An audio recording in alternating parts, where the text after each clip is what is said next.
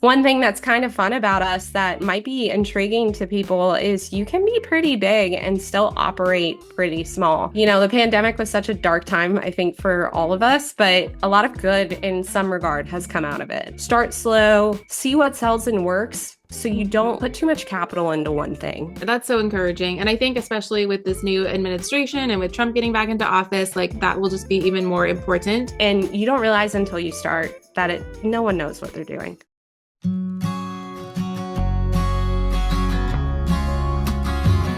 Okay, we have a fun one today. I have the one and only Maddy Fero, who is the founder of Rad Little Things, which is a super cute kids clothing company.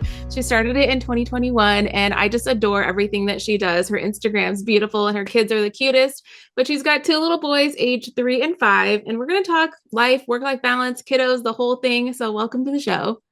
Thank you so much for having me. I'm so excited to be here and have an opportunity to tell other mommies about my experience and hopefully encourage them to pursue their passions as well. So thank you. Yes, absolutely. Well, I want to kind of dig in the background a little bit. Who were you before kids? Like, what was life like before that?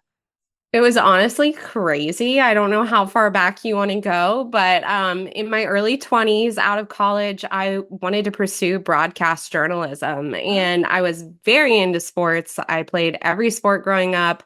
I was a really avid golfer, but my father passed away when I was 18, and it kind of made me like get out of the golf scene, honestly. And my mom ended up taking me to a NASCAR race. I turned into like a super raging NASCAR fan. And suddenly I went from wanting to be on the golf channel to wanting to work in NASCAR and like be around the sport. It was a very, I don't want to say undermined sport for women, but there are definitely way more women in it now and involved with it now than there was a little over a decade ago when I first got into it. Mhm. So I applied to some jobs here in Charlotte and moved down here for a job with a local ABC network. And I worked there for about 18 months before I got hired on as a spokesmodel for NASCAR. So I was one of three Miss Sprint Cups nationwide. What we did was we traveled to every single race. So there are 38 races a Mhm. year. So I was always all over the place. And I Wow. mean, I got to interview drivers, celebrities, like go to these crazy parties and do these crazy things all 20-year-olds wish they could do. So my life was very different early on before kids, but I can say it is the best it's ever been.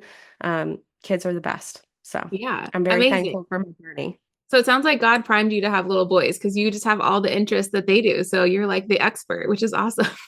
Yeah, my husband likes to joke when we first got pregnant, I think I truly really wanted a girl in my brain. And then, when we found out we were having a boy, I was like, yes. And then our second, we didn't find out. And when he was born, my husband immediately in the birthing room was like, it's another Paxton, because that's what our firstborn, his name's Paxton. And so I just yeah, I think it was meant to be. Yeah, amazing. Well, what made you decide to start a clothing company? Like, where did that idea come from? How did you figure that out? Yeah, it was kind of a natural thing again. I'm a big believer in God and just signs, quite honestly. Yeah. I was at a point in my career during COVID where I was working for a fitness franchise that was nationwide. They had a lot of female entrepreneurs that started these franchises locally in their areas, and I was their business coach. So during COVID, their gyms were closed for extended periods of time. I had some franchise owners out in California that didn't know if they were ever going to be able to reopen again. And when that stuff starts happening, like they were just having people that would cancel their credit cards on them. So it was a very stressful time in my career. I was playing a lot of therapists during the day and even at night sometimes. And when I had downtime, I had a sewing machine that I had never taught myself to use. Mhm. And I just decided I was like, oh, I'm going to look at some fabric online, like order some fabric and try to make Paxton some stuff. Yeah. And sure enough, I was posting it to Instagram because who doesn't want to take pictures of their kids and share it on Mhm. social media?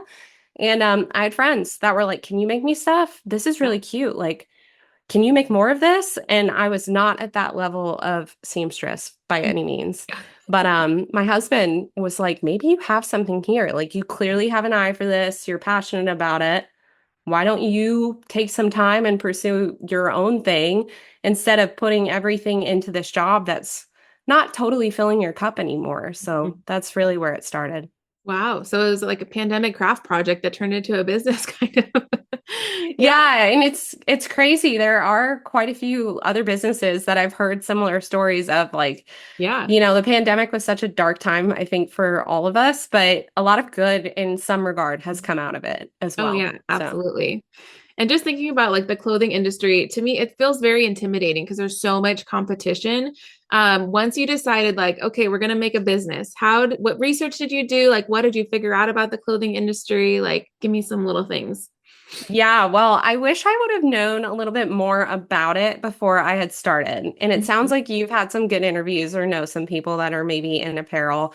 For me, I really just wanted to do it. And I was like, okay, how do I get an LLC? Like, maybe we just start with screen printing some shirts. Like, being in NASCAR, we had, friends that were drivers that had like apparel lines, but they were buying blanks and having them screen printed and selling them. So that's kind of where it started for us. And in retrospect, I wish I could go back and be like, oh my gosh, you don't know what you're doing. Like, you're about to have a million SKUs of different apparel, and it's extremely challenging versus, like, if you're launching a supplement, it's one or two things, and then people buy it every month because they consume it. Hmm. Not saying that to discourage anyone from apparel. It's been amazing. It just was really hard. For me, in terms of research, I just flew by the seat of my pants. And I honestly still kind of do that, like taking knowledge and mentorship from anyone I can get it from that's done something similar or is ahead of me. Yeah. Um, it's just really constantly just pivoting and adjusting and learning all the time, Yeah. literally all the time. Absolutely. Yeah. Hey, ladies, real quick, if you are looking for a mentor, I just wanted to remind you that I offer mentorship to entrepreneurs. So if you're someone who has a never ending to do list and you're spiraling out of control and feel like your business doesn't have a track plan, I want to work with you every single week for a month at a time. It's super simple, but I come from over 10 years of experience doing this myself, and now I'm willing to give that information back to people. So I've mentored real estate agents, I've mentored wedding photographers, I've mentored other business owners, and they've come from a place of overwhelm mostly, and they really just needed clarity and a couple of action steps to move the needle, and we've seen gigantum leaps and bounds in their business, like I can't even tell you. So if you're interested and you want to know what that looks like, I want you to go to marinatolentino.com, and there's a Calendly link there to do a 15-minute discovery call with me just to see if we're a good vibe check, to make sure we're on the same page, and I would love to work with you one-on-one to really boost your business to the next level. Let's dive back in. And I think you mentioned on the pre-show, like getting someone to print or make in US. Like, how did you figure that out? Because I feel like in order to have the profit margins, it seems like everybody's doing it overseas. So how did you figure out US manufacturing? Yeah, so it's so crazy. I've had so many things in my life that I like chalk up to a greater power than myself, quite honestly. Back when I launched Little Rad Things, about 3 months in, there was a news article locally in our area that a female manufacturer was trying to open an extension of her manufacturing business in Lincolnton, North Carolina, Okay. which is about 30-ish minutes from where I live. Again, like, me just being me, I've always had this personality of like putting myself out there and just going for things that I want. So I messaged her on LinkedIn and was like, I know you're doing this. I run a kids clothing brand. I'd love to just meet you. Mm-hmm. And it resulted in a meeting, which I think she thought was cute back then because I was very, very small. Yeah. But I just kept in touch with her, and we've grown pretty tremendously. Last year, we 10x'd our business. This year, we've over doubled. So it's been incredible. And she, at this point, is like, wow, okay, you are the person, you have the vision, you have all the things. Like, I want to work with you and mentor you and help you make this happen. Because this is something I've always wanted. Like, we're very prideful to be Americans, both David and I, and our family values. We are very excited to create opportunity here. And that was kind of always one of the major flagship, markers of our brand, was trying to be American made. So Amazing. it's cool that it's come full circle. And I think a lot of times when you vision those things and like just truly believe in it, like, Yeah. things work out. They really do. Yeah, that's so encouraging. And I think especially with this new administration and with Trump getting back into office, like that will just be even more important. We might see a lot of adjustments if he really does kick in all these tariffs and stuff that US manufacturers are going to have to step it up or just create more opportunity. So you're already in it, which is great. But I think what you mentioned too, like your minimum orders and stuff, for someone who doesn't know the world, they're like, oh, let's just test it with 20 shirts. Like, tell me about that. Yeah. So for anyone that's trying to start an apparel brand, quite honestly, I would recommend kind of going the route that I did.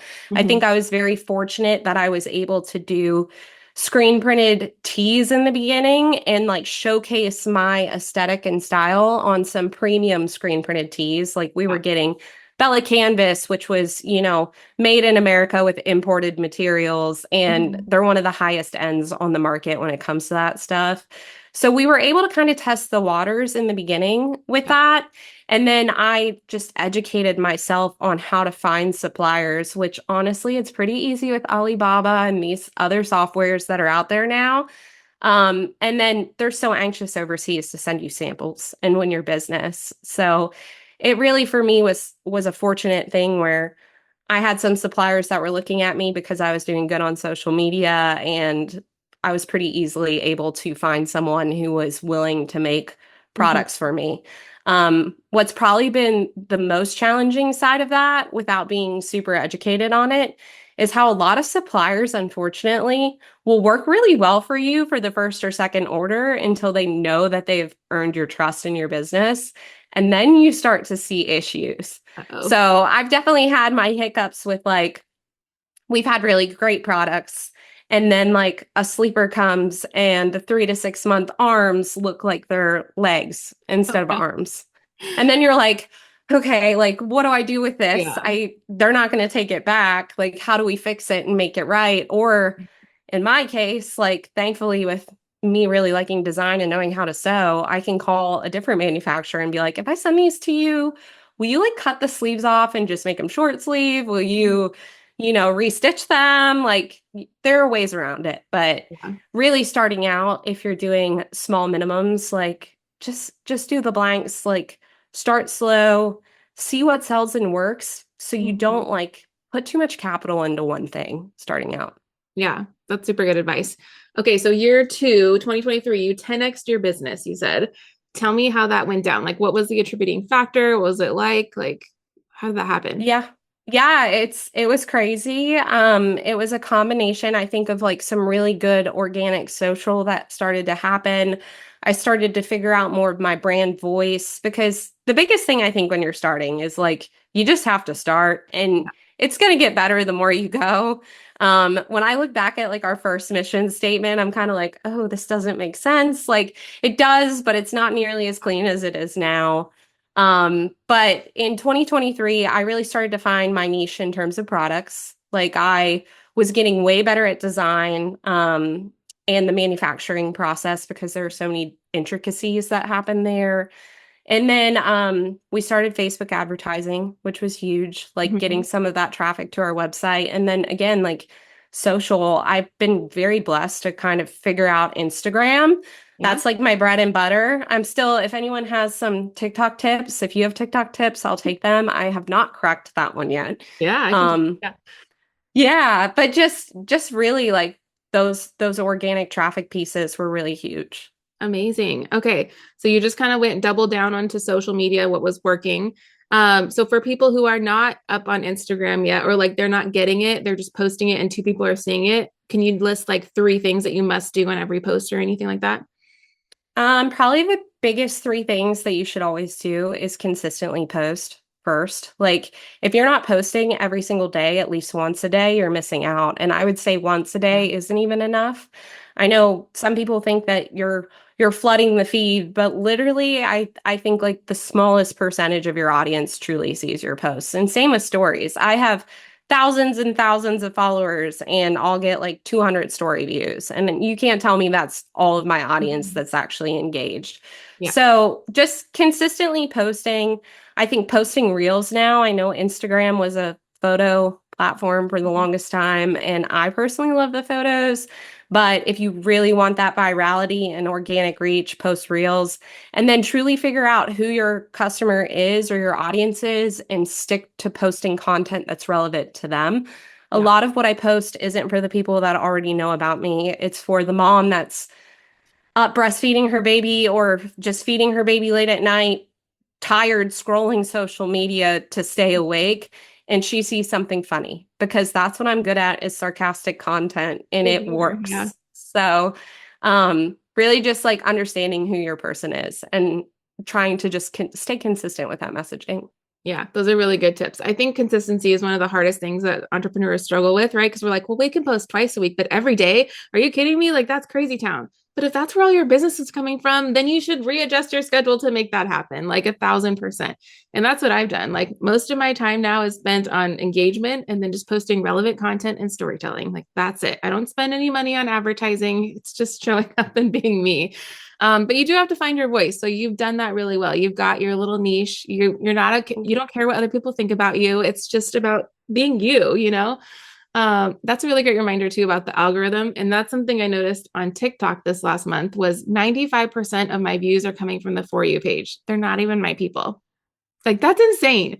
So every single time I Wow. post something, it's a completely like stranger audience. So when you keep that top of mind, you kind of have to like reintroduce yourself every single time or make it relevant. And it's just about making them watch more than 3 seconds, because attention spans are just flip, flip, flip, flip. Like, you want to really hook them. That's all really good. Hey, I'm sorry to interrupt, and I hope you're enjoying this episode of the Work Like a Mother podcast. Real quick, I just want to remind you guys, if you are worried about missing an episode, you don't have to worry anymore, because we are creating a weekly email that's going to go out automatically every single time there's a brand new episode. And this email is going to have everything you need to know about this week's featured guest. It's going to have all of the links and the resources that we're going to talk about in this episode. So you don't have to go around and fumble through the show notes, but it's going to be served in your inbox every single week. So if you guys want that access, be sure to click below one time in the show notes today, sign up for that email, and then you'll never have to worry about it in the future. And bonus, if you really love this, we'd love it if you share this with a friend. Give us a review on whatever platform you're listening to, and we'll continue to bring new episodes and new information that's going to help you level up your life every single week. And I love that your journey is just kind of about growing through it and really like practice, practice, practice, fail forward.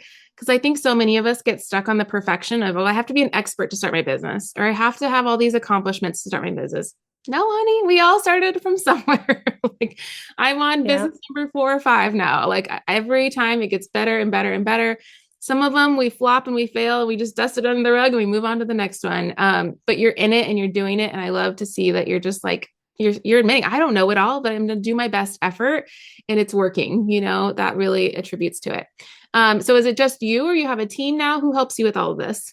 Yeah, so I have some freelancers that do help with certain things. So we have somebody who we just brought on to do our advertising. I will say that is something, if you're first starting out, like, take the time and learn it. I learned it and did a pretty good job at it. Then I tried some agencies, learned a lot from that. There are a lot of people out there that are experts that want to take your money and just don't really do a very great job. But so I have an advertiser that works for us. I have an email marketing specialist that helps me make sure I send emails out, because I tend to forget. And then I have my mom who helps me part-time pack and ship. So one thing that's kind of fun about us that might be intriguing to people is you can be pretty big and still operate pretty small. So we are still kind of in our house and garage, and then we have a storage unit too, like just kind of making it as best we can until we find the right warehousing space that aligns with like my vision for the brand and like makes us feel financially secure. I think, you know, in business, a lot of times it's like just figuring out how to string things together to keep everything moving forward, especially if you want to be pretty big. So yeah. No, absolutely. Lean and mean is the way to go until you have the margins to blow it up, or an investor or whatever. Like, you just got to stay lean. Are you pretty social in your community, like doing markets and that kind of thing? Yeah. Because I feel like So that's we one. Yeah, we did a couple early on. I will say I haven't done as many in 2024. 2023 we did I think 3 or 4 total. Hmm. 2024, so my husband still works in NASCAR. He is gone all the time. Yeah. And then our oldest is officially in like that sports age range. Hmm. So, it's been a little bit more challenging this year to be involved in the community, but what has been nice is we're always able to do some type of like charitable give back. So like Yeah. when the hurricane came through Western North Carolina, like we did a charitable give back to that. Hmm. And then we try to do like different things with other people in the community in terms of like cookies with Santa, like donating things to that. And that's like what my ultimate vision is when we have a warehouse, we have a place to do like Easter egg hunts. Hmm. Like donation drop-offs, different things that truly bring our community together. Yeah. Yeah. Clothing swaps and stuff like that. Like that'd be super good. No, I think that's one of the things I've seen here locally in Hawaii because we're so separated from everybody. The little clothing shops do really, really well at all the markets. Like we save our dollars to go buy 10 t-shirts, Um, Yeah. definitely. That's really good. Well, what are you preparing for this holiday season? We're like in it already. I feel like it's upon us. Is there anything different you're doing or like what's working? Tell me about that. Yeah, yeah, no, totally. I think one of the biggest things that I'm excited about is the election being over. That's been super hard on small business. Like my sales were down. I know my fellow friends and wholesalers, their sales were down. So I'm Yeah. grateful that that is over and we can all just move on. But for the holidays, I'm really excited. It's typically for little rad things, not a spectacular time of year for us Oh, in the yeah. past. Our aesthetic is very beachy, Mhm. surfer, like you could even say like the Beach Boys, right? I feel Yeah. like they're pretty cumulative of my aesthetic for the most part, mixed with a little bit of NASCAR-y, Mhm. vintagey style. So we typically haven't had an amazing Q4, quite honestly. But again, with my knowledge and scope this year, I did a better job of trying to bring on some more cold weather gear that still had our aesthetic tied to it. Huh. So we've seen a little bit of a better movement. But I'm just excited. Like we're gonna have a huge Black Friday sale. Yeah. I'm really pumped for that. And then with our transition to United States manufacturing, I'm kind of doing an end of year sale as well, just trying to get through the old stuff so that we can replenish with stuff Yeah. here. So So what do we need to do to get all the Black Friday news? Sign up for a newsletter or how do we figure that out? yeah, absolutely. I can send you our newsletter. I'm actually doing a giveaway tied to that right now. So if you enter, you can get a $300, be entered into a $300 shopping spree. We're going to pick that winner on Thanksgiving. So hopefully they can use their gift card and their shopping spree during that major sale and really stock up. But yeah, I can send you the link. It's on our website too at littleradthings.com. Yeah, let's do that. And we'll put it in the show notes. We'll try to get this out maybe even next week if we can. So we have like a 1 week lead up to it. And so it's not like, oh, it's tomorrow. We'll try to get Okay. that ahead. But I think that'd be great. I mean, honestly, I love supporting local. I try to do it every single year. And you're a perfect example. You're an actual mom. You're doing the work, and so it'll be great to just get your little clothes out everywhere. And it's Hawaii relatable, it's West Coast relatable, it's super cute stuff. Well, what's something that you want someone to do after listening to this episode besides shop your clothes? Is there any other advice you have, or what do you want to say? Yeah. So for anyone listening to this, I would totally say if you're not pursuing something that fills your cup, like sit down and think about it and Mhm. like maybe write a list of ideas and don't be scared to try to go and start one. Yeah. I say all the time, I'm so thankful for my husband and I apologize, I'm getting a little emotional, but like he just like literally brings out such a great side of me and was the person that gave me the kick I needed to start. And then he's the person too that like truly pushes me every day. He's like, you're going to do this. Don't give up. And it's been really cool to have somebody in my life that made me try to go after something that I thought was very, very hard. Yeah.